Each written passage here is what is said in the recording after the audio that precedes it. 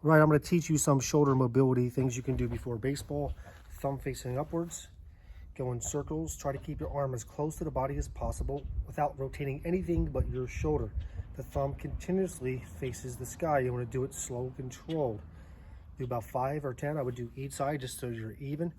Then hold your thumbs out like this. Stretch your chest, squeeze your back.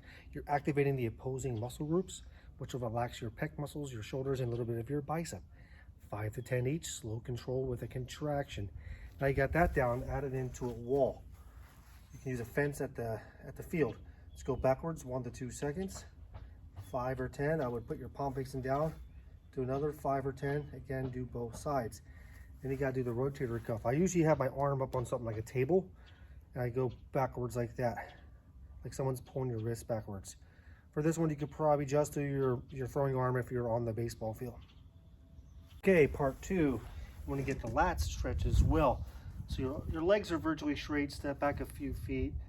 Your chest goes downwards like that and then come up and relax. Your body weight is essentially just going towards the ground. My thumbs are facing up. I'm rounding my back. If you arch it, it defeats the purpose of it. So after you relax the lats like this actively, then you want to go upwards like that and go back and reset. So 1, 2. 1, 2. What's happening is my shoulder blades are going downwards. I'm activating my lower trapezius muscles, which will keep me nice and relaxed. So this way you don't feel like an impingement or something like that. Okay, part 3 is adding in the hips, the groin, the lower back, the core. So do it slowly. Just push a hip inward, back to center. Do both sides, push it inwards. You should feel right here, the hip flexor groin area. Do about 5 to 10 each one. After you activate that, then you start adding in the lumbar slowly like this. Turning the torso, I'm using my obliques on both sides and my lower back. After you get that down, then you can make it a little more dynamic. Push the hips, push the core, get the timing down. Then you can start pivoting the feet like that. Recenter, recenter, like this. Part 4, we need to relax the hamstrings and the calves. Because when you throw, you use your glutes, your hamstrings, right? You're extending the hip, extending the knee, and plantar flexing the ankle.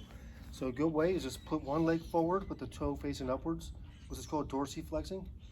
You want to reach without rounding. You don't even have to reach. You can put your hand here or here. Posture is always important. I hold it for 2 seconds, then I come up like that. I push the hips forward. It's like a hip hinge. 1, 2, up. 5 to 10 each leg. If you really need to, you can also reach across like this to the pinky toe, point the toe inwards like this. You can feel we're stretching the outside of the hamstring and the calf. 5 to 10, I recommend just doing each side so you're even. Again, you're using even the opposite leg to push forward when you stand up. You can feel it stretch the hip flexor and activate the glutes, which will help on that back leg when you're throwing. Part 5, at this point, you could probably just have a catch, start throwing softly, or I have this Rev trainer. This is where I start getting this in, get my arm action in. You can use like a large sock and put a ball on one end. You can put a ball on both ends in theory, so you can grab something instead of just the sock itself, so it feels like you're holding a ball. And it's all about just getting that arm path and getting motion, right? It's more of a locomotion. This is the point where you're trying to connect everything from your feet to your shoulders, all the way through your elbow and your core, all together at the same time.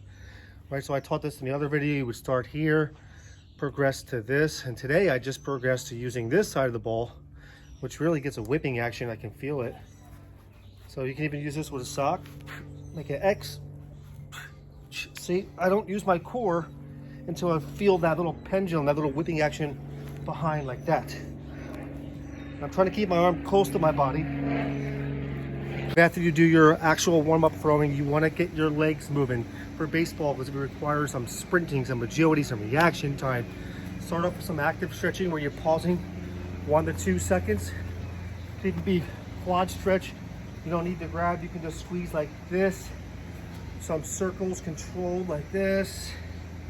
Some hamstrings where you're kicking like that. Possibly like this. Repeat the whole thing dynamically. So then you do the high knees, the butt kickers, the toy soldiers, some kind of karaoke, grapevine. Turn that into some light sprints, build-up sprints. I usually start like 50%. I keep adding 10%. And my final one, I just do about 90 to 95%. I don't do a full out sprint until really game time. You're activating the proper muscle groups and your nervous system so you can have power and speed. Here's what's called a throwback net. I can set it more vertical where I'm just having to catch it myself.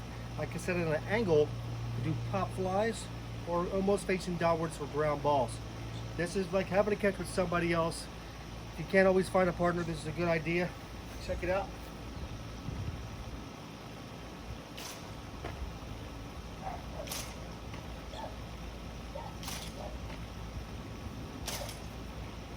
Essentially, I'm just trying to connect all those things I did to having a catch. I'm using my core, my hips, my legs, my shoulder, all in one smooth action.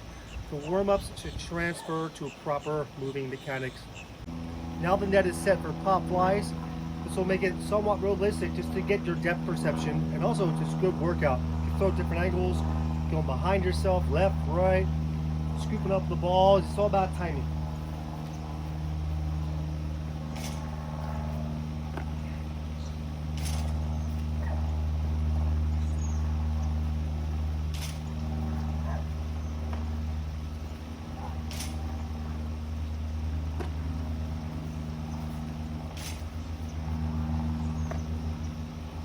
Various angles. It's good to work on your footwork. You can also just get conditioning for cardio and things like that. But it's really focused on depth perception, footwork, and agility. Now I set it for ground balls. Very tough in my yard because the sod is not even in this brand new house, which is good. It's like getting a choppy ground ball.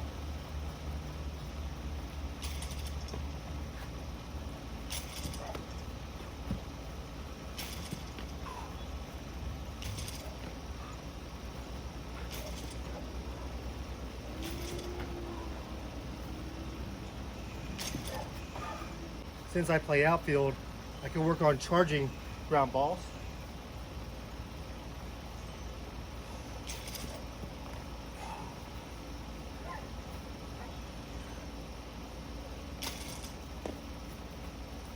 If we really want to make it difficult, add your dog into the mix.